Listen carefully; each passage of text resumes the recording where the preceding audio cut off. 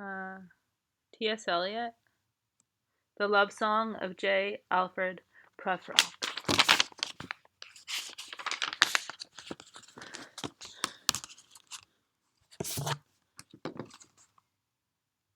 Let us go, then, you and I, when the evening is spread out against the sky, like a patient etherized upon a table. Let us go through certain half-deserted streets, the muttering retreats of restless nights in one-night cheap hotels and sawdust restaurants with oyster shells, streets that follow like a tedious argument of insidious dissent, to lead you to an overwhelming question.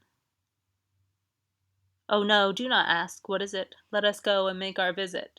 In the room the women come and go, talking of Michelangelo. The yellow fog that rubs its back upon the window panes, the yellow smoke that rubs its muzzle on the window panes, licked its tongue into the corners of the evening, lingered upon the pools that stand in drains, let fall upon its back the soot that falls from chimneys, slipped by the terrace, made a sudden leap, and seeing that it was a soft October night, curled once upon the house and fell asleep. And indeed, there will be a time for the yellow smoke that slides along the streets, rubbing its back upon the window panes. There will be a time, to prepare a face to meet the faces that you meet. There will be a time to murder and create, and time for all the works and days of hands that lift and drop a question on your plate. Time for you and time for me, and time yet for 100 indecisions, and 100 visions and revisions, before the taking of toast and tea. In the room the women come and go, talking of Michelangelo. And indeed there will be a time to wonder, do I dare, and do I dare? Time to run back and descend the stair, with the bald spot in the middle of my hair. They will say, how his hair has grown thin. My morning coat, my collar mounting firmly to the chin. My necktie rich and modest, but asserted by a simple pin.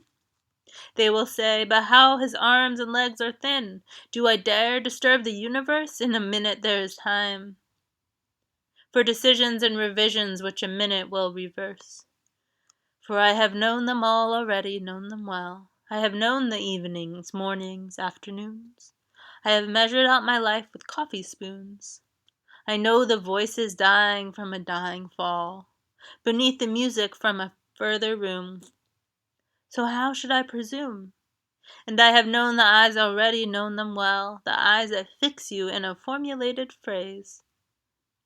And when I am formulated, sprawling on a pin, when I am pinned and wiggling on the wall, how should I begin to spit out all the butt-ends of the days and ways? And how should I presume?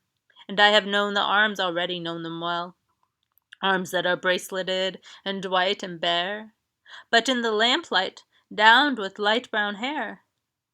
Is it the perfume from a dress that makes me so digress? Arms that lie along a table, a wrap about a shawl. Should I then presume, and how should I begin? Shall I say I have gone at dusk through narrow streets, and watched the smoke that arises from the pipes of lonely men in shirt sleeves, leaning out of windows? I should have been a pair of ragged claws, scuttling across the floors of silent seas. And the afternoon, the evening, sleeps so peacefully, smoothed by long fingers, asleep, tired, or it malingers. Stretched on the floor here beside you and me? Should I, after tea and cakes and ices, have the strength to force the moment to its crisis? But though I have wept and fasted and wept and prayed, though I have seen my head, grown slightly bald, brought upon a platter, I am no prophet, and this is no great matter. I have seen the moment of my greatest flicker, and I have seen the eternal footman hold my coat and snicker, and in short I was afraid.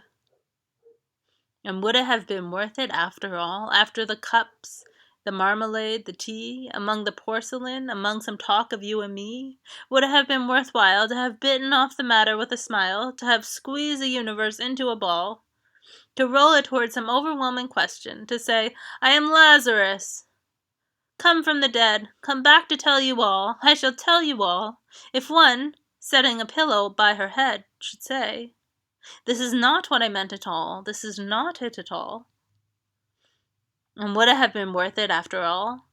Would it have been worth a while, after the sunsets and dooryards and the sprinkled streets, after the novels, after the teacups, after the skirts that trail along the floor, and this and so much more? It is impossible to say just what I mean. But if a magic lantern threw the nerves and patterns on a screen, would it have been worthwhile if one, settling a pillow or throwing off a shawl, and turning towards the window, should say, this is not it at all, this is not what I meant at all. No, I am not Prince Hamlet, nor was meant to be. Am an attendant lord, one will do. To swell a progress, start a scene or two. Advise the prince, no doubt an easy tool. Differential, glad to be of use. Politic, cautious, and meticulous. High of full sentence, but a bit obtuse. At times, indeed, almost ridiculous. Almost at times, the fool.